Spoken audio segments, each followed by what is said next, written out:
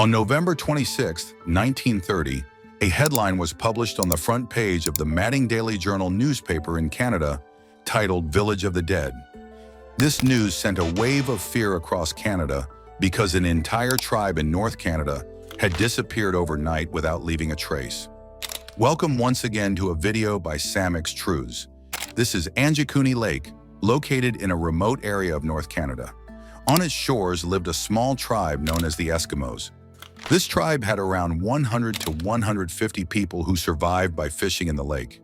This part of North Canada is so harsh that only a few thousand people live across an area of thousands or even millions of square kilometers. Besides fishing, people also hunted animals in the surrounding areas, and many hunters used to visit here regularly. It was a freezing cold day in November 1930 when a hunter named Joe LaBelle came to this area to hunt. He got so busy with hunting that he didn't realize when it got dark. He had an idea.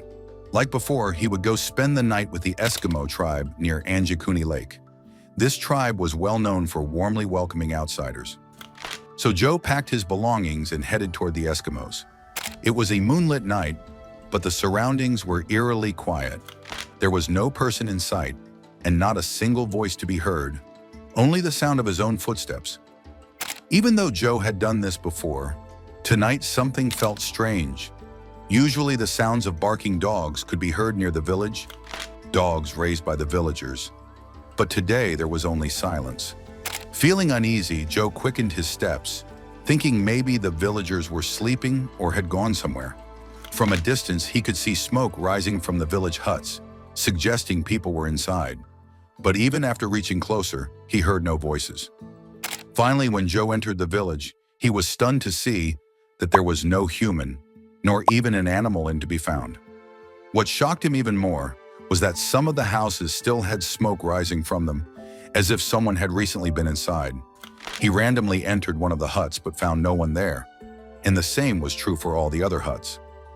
Joe might have ignored the scene and left, but something unusual grabbed his attention. In some houses, cooking pots were still sitting on stoves, but the food inside had burned. This meant someone had started cooking food for the night, but never ate it. Even the sewing materials used by village women were left exactly as they were, threads still in the needle. It seemed as if the villagers had suddenly left, but where had they gone? Joe began searching the entire village. He found the dogs they had raised, tied up, dead from hunger, even though food was kept nearby, but there was no one to feed them. At one place, Joe noticed a freshly dug grave. It looked as though it had not been dug very long ago.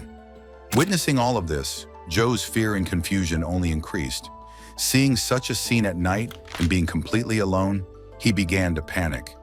People here never left their dogs behind when going anywhere, but this looked like something terrible had happened. Some emergency must have occurred that forced the villagers to flee so quickly that they left behind their dogs, food, and even fires burning in their homes. Unable to bear it any longer, Joe quickly reached the nearest telegraph office and contacted the Royal Canadian Mounted Police. He narrated everything he had witnessed. When police reached the village, everything Joe had described turned out to be true. The police suspected an attack, that maybe someone had killed all the villagers. But if that were true, there would have been bloodstains or signs of a struggle. They launched a search operation to find the missing villagers. During the investigation, they noticed something strange. The entire village was covered in snow, but there were no footprints anywhere. Only Joe's own footprints were visible. This meant no one had entered or exited the village. So where had the people gone? The lake was also frozen, and their boats were pulled ashore, as during this season, fishing wasn't possible. If the villagers had gone into the lake or were killed and thrown in, the ice would have shown cracks or breaks, but the surface was intact. Police later found out that the people had gone missing several days before Joe arrived, because the dogs couldn't have died of hunger in just 1 or 2 days. Also, the smoke rising from the homes was from fires that had recently gone out, and such smoke lingers for a while. The police had many questions, but no answers. After several months of searching, they officially marked the case as unsolved and closed it forever.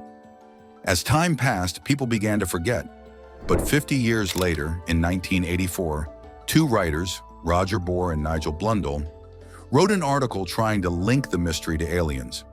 They claimed that when they visited the area near Anjikuni Lake, they met a hunter and his 2 sons who said they had often seen strange flying objects above the lake, moving toward the same village. Based on this, they theorized that perhaps aliens had landed that night and taken the villagers with them. However, the writers had no solid evidence to support their theory, and most people rejected the idea.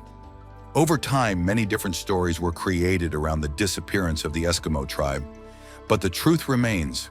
It's been almost 100 years, and still no one knows where the villagers of Anjikuni Lake vanished without a trace.